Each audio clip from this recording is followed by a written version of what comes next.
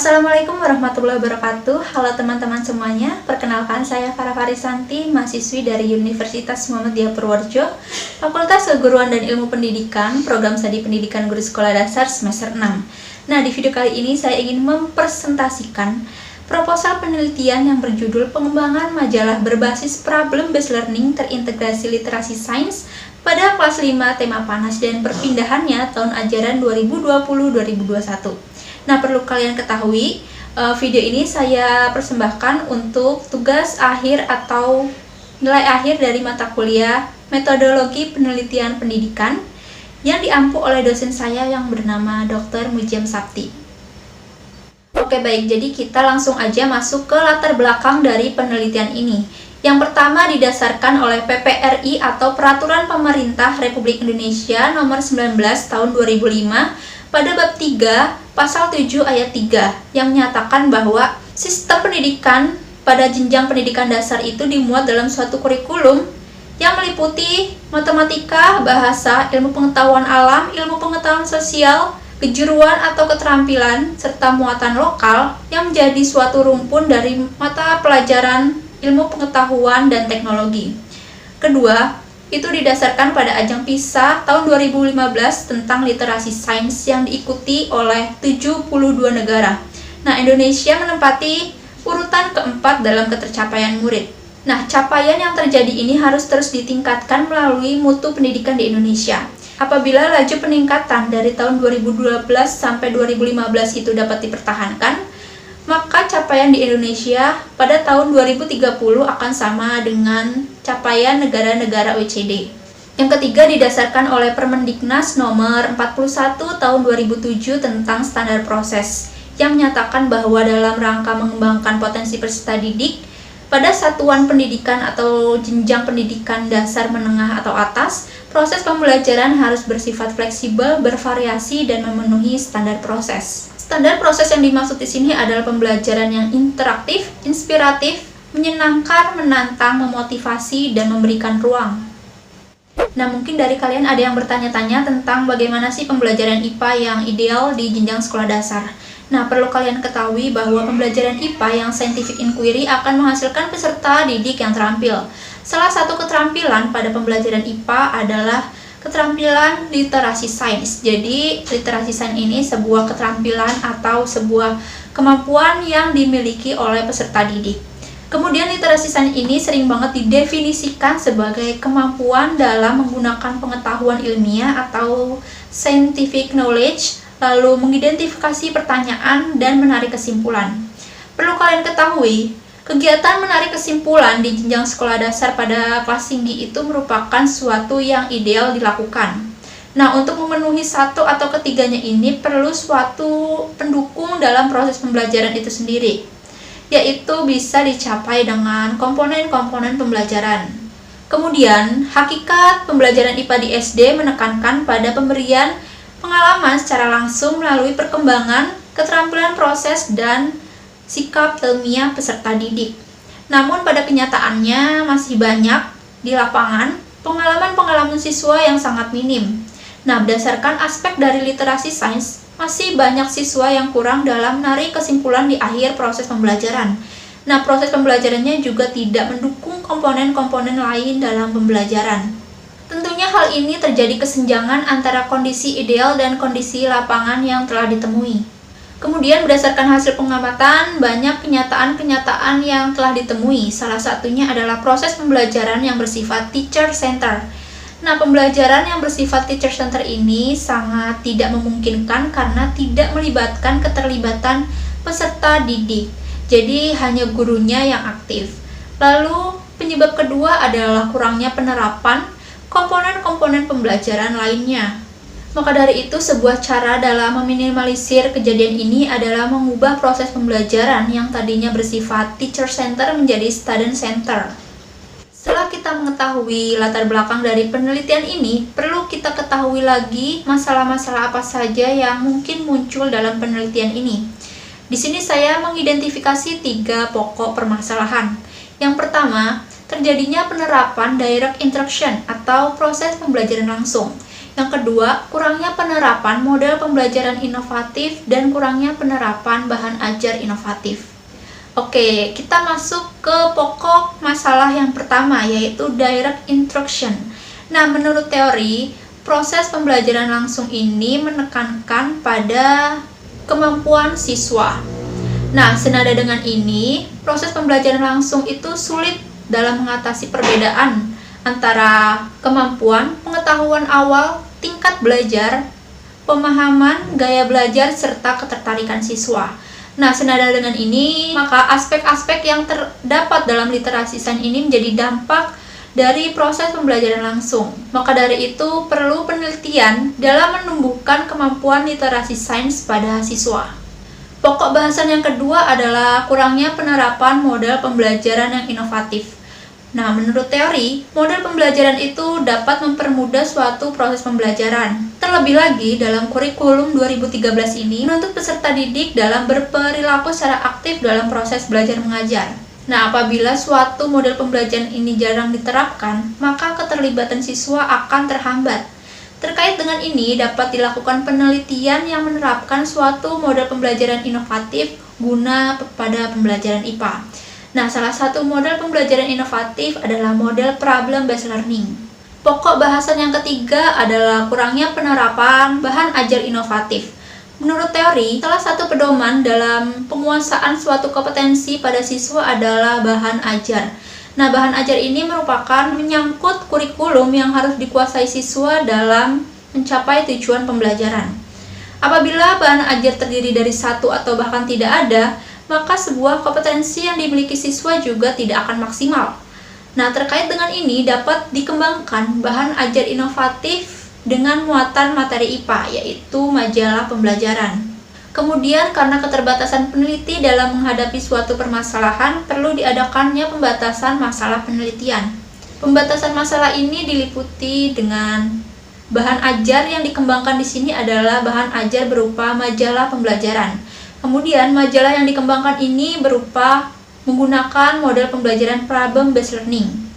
Kemudian, untuk konten majalahnya sendiri itu melibatkan aspek-aspek yang terdapat dalam literasi sains. Sasarannya adalah siswa kelas 5 pada jenjang sekolah dasar. Kemudian, pokok bahasannya itu melibatkan tema panas dan perpindahannya. Kemudian, rumusan masalah dan tujuan penelitiannya dapat kalian lihat pada tabel di samping ini. Kemudian penelitian ini dapat bermanfaat untuk siswa, guru, sekolah, maupun peneliti lain.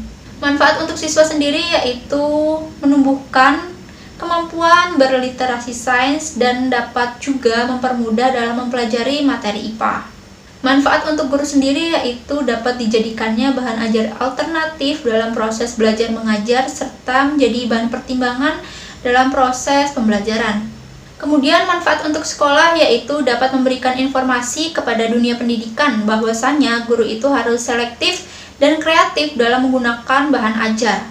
Dapat juga dijadikan tolak ukur dan evaluasi dalam rangka ketercapaian siswa pada sekolah tersebut. Nah, manfaat untuk peneliti lain yaitu memberikan wawasan serta acuan relevan ataupun perbandingan untuk dilakukannya penelitian selanjutnya. Untuk selanjutnya, kita perlu mengkaji teori dari variabel yang terdapat dalam penelitian ini. Nah, teori yang akan kita bahas kali ini adalah literasi sains. Nah, definisi di bawah ini merupakan sebuah tarikan kesimpulan dari kutipan-kutipan yang telah saya kutip. Intinya, literasi sains merupakan sebuah kemampuan dalam menghadapi isu-isu ilmiah di kehidupan sehari-hari, yang kemudian hasil akhirnya itu dikomunikasikan kepada masyarakat luas dan menghasilkan sikap kepedulian yang tinggi terhadap diri dan lingkungannya. Kemudian terdapat 4 aspek dalam penilaian literasi sains di ajang PISA yang meliputi aspek konteks, kompetensi, pengetahuan, dan sikap. Aspek konteks dalam literasi sains ini melibatkan isu-isu ilmiah dalam kehidupan sehari-hari. Aspek kompetensi tertuju pada mengidentifikasi isu-isu ilmiah atau bahkan menjelaskan fenomena ilmiah yang terjadi. Nah, tentunya hal ini didasarkan oleh pengetahuan ilmiah dan juga bukti-bukti ilmiah dalam menarik sebuah kesimpulan. Kemudian aspek pengetahuan guna untuk menggambarkan sejauh mana siswa dalam menerapkan pengetahuannya. dalam konteks yang relevan dengan lingkungan sekitar. Nah, untuk aspek sikap digunakan untuk menumbuhkan sebuah kepedulian yang terdapat dalam diri seseorang saat menghadapi suatu permasalahan di lingkungan sekitar. Kemudian kita masuk ke dalam teori problem based learning. Nah, definisi di atas ini merupakan sama seperti tadi, yaitu tarikan kesimpulan dari kutipan-kutipan yang telah saya kutip. Intinya, problem based learning ini merupakan salah satu model pembelajaran inovatif yang bertujuan agar siswa dapat menyelesaikan suatu permasalahan serta mendapat pengetahuan baru. Nah, di sini saya menjabarkan 3 karakteristik yang terdapat dalam problem based learning. Karakteristik pertama yaitu proses pembelajaran berfokus pada pemecahan masalah. Karena kan sebuah pembelajaran diawali dengan sebuah permasalahan ya. Kemudian pemecahan masalah ini menjadi fokus pembelajarannya. Kemudian karakteristik yang kedua adalah tanggung jawab dalam memecahkan sebuah permasalahan bertumpu pada siswa. Karena dalam problem based learning, siswa dituntut untuk menyusun strategi perencanaan penyelesaian masalah. Nah, untuk karakteristik yang ketiga adalah guru mendukung proses saat siswa mengerjakan sebuah masalah. Nah, hal ini dapat dilakukan dengan mengajukan pertanyaan atau bahkan memberikan dukungan pengajaran saat siswa sedang memecahkan sebuah permasalahan. Kemudian, sintaks yang terdapat dalam problem based learning ini terdiri dari 5 tahap. Sintaks pertama adalah orientasi masalah. Sintaks kedua adalah organisasi belajar. Sintaks ketiga adalah membimbing pengalaman belajar pada kelompok ataupun individu. Sintaks keempat adalah mengembangkan dan menyajikan hasil karya. Kemudian sintaks yang kelima yaitu menganalisis dan mengevaluasi proses pemecahan masalah. Kemudian aktivitas guru yang terdapat dalam sintaks pertama dapat dilakukan dengan mengajukan sebuah permasalahan dan melibatkan siswa dalam sebuah pemecahan masalah itu sendiri. Kemudian aktivitas guru yang dapat dilakukan dalam sintaks kedua adalah guru dapat membantu siswa dalam mendefinisikan atau bahkan mengorganisasikan tugas belajar mereka. Kemudian untuk sintaks yang ketiga, guru dapat mendorong siswa dalam mengumpulkan informasi-informasi yang sesuai. Kemudian aktivitas guru pada sintaks keempat dapat dilakukan dengan cara membantu merencanakan dan menyiapkan hasil karya mereka. Untuk terakhir, guru dapat melakukan sebuah refleksi terhadap penyelidikan yang telah mereka lakukan.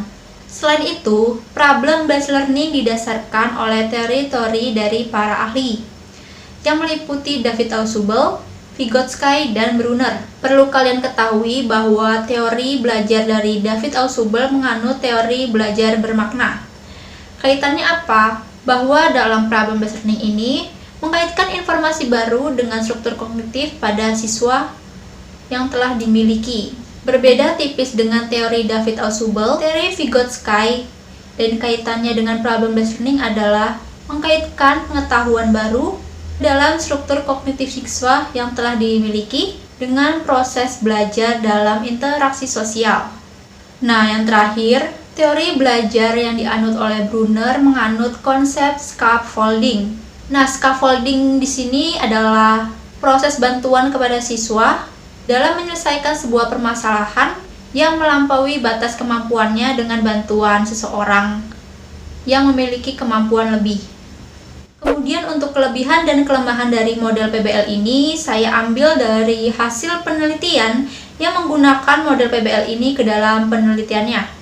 Kelebihan pertama disampaikan dari penelitian yang dilakukan oleh Nurul, Diah, dan Atep, bahwasanya model problem based learning ini dapat memberikan kesempatan kepada peserta didik dalam keterlibatan aktif selama proses belajar mengajar. Kelebihan yang kedua disampaikan dari hasil penelitian Umu, Nyoman, dan Ketut bahwasanya model PBL ini dapat mengasah kemampuan berpikir kritis seorang siswa sejak dini. Kelemahannya sendiri disampaikan oleh penelitian yang dilakukan Fajar, Suroso, dan Justinus yang membandingkan penerapan model discovery learning dan model problem based learning. Menurutnya, model problem based learning ini hanya menyediakan kegiatan pemecahan masalah yang didasarkan pada permasalahan di awal pembelajaran, tidak menyediakan kebebasan untuk siswa dalam menggali pengetahuannya.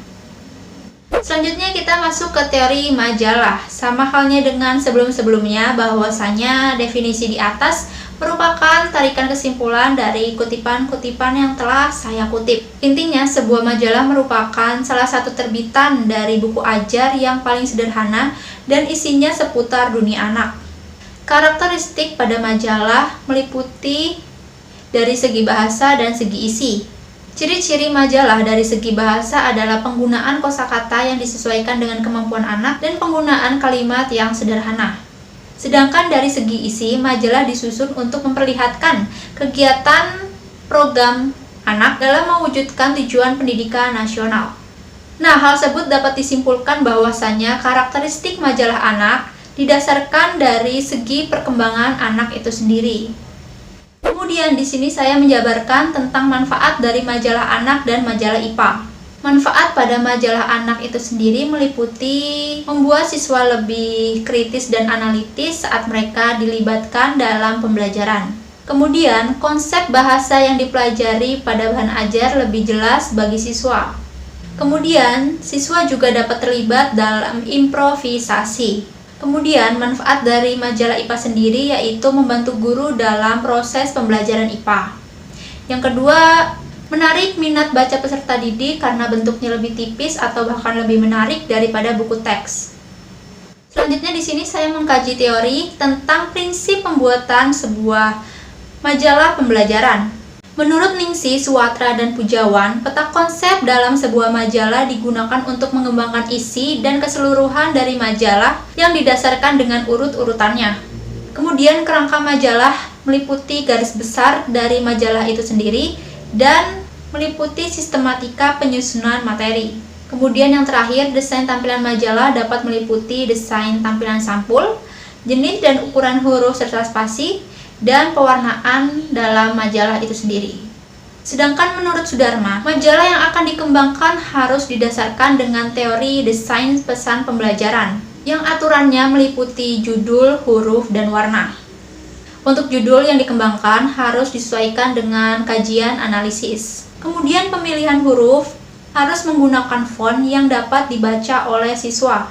Sedangkan untuk pemilihan warna didasarkan dengan warna background dan warna teks. Jika background yang digunakan adalah warna gelap, maka teks yang digunakan adalah warna terang, dan begitu pula sebaliknya. Nah, tinjauan pustaka ini saya menyediakan penelitian-penelitian yang relevan serta dukungan pada judul yang saya angkat di penelitian ini. Nah, untuk penelitian yang pertama, itu menghasilkan tidak adanya pendekatan pembelajaran yang digunakan untuk mencapai kemampuan literasi sains siswa. Nah, maka dari itu di penelitian saya menggunakan model pembelajaran yang dapat mengacu kemampuan literasi sains siswa, yaitu model pembelajaran problem-based learning. Pada penelitian kedua, menghasilkan buku X tidak dapat menunjang materi dalam penguasaan proses dan konteks. Maka dari sini saya mengembangkan suatu bahan pembelajaran yang terintegrasi literasi sains, yaitu majalah. Nah, untuk penelitian ketiga menghasilkan bahwa literasi sains itu merupakan sesuatu hal yang mendasar bagi pendidikan sains. Maka dari itu, penelitian yang saya lakukan mengintegrasikan literasi sains di dalam sebuah bahan ajar. Nah, penelitian keempat merupakan dukungan atas penggunaan model PBL terhadap sikap ilmiah pada literasi sains. Dan hal ini didukung lagi oleh hasil penelitian yang kelima. Nah, kerangka berpikir pada penelitian kali ini dapat kalian lihat pada gambar di bawah ini. Majalah yang dikembangkan adalah majalah yang berbasis dengan model problem-based learning. Majalah yang berbasis PBL ini guna untuk meningkatkan kemampuan literasi sains seseorang. Dan untuk pertanyaan penelitian dapat kalian lihat tulisan di samping saya ini. Perlu kalian ketahui bahwa jenis penelitian ini merupakan jenis penelitian dan pengembangan, atau sering disebut dengan Education, Research, and Development. Kemudian pada penelitian ini terdiri dari 4 tahap. Tahap pertama adalah studi pendahuluan. Tahap kedua adalah pengembangan produk, tahap ketiga adalah evaluasi produk, dan tahap keempat adalah uji keampuhan dan diseminasi. Nah, bagian di samping merupakan alur penelitian dari pengembangan produk yang telah saya sediakan dari tahapan, kegiatan, serta produk. Misal pada tahap pertama itu kegiatannya ngapain aja dan menghasilkan produk sampai sejauh mana. Begitu pula seterusnya sampai produk akhir jadi. Untuk lebih jelasnya dapat kalian simak baik-baik gambar di samping ini. Ya baik, saya rasa cukup sekian presentasi saya kali ini. Semoga dapat memberikan manfaat kepada kalian yang menonton. Billahi taufiq walhidayah. Wassalamualaikum warahmatullahi wabarakatuh.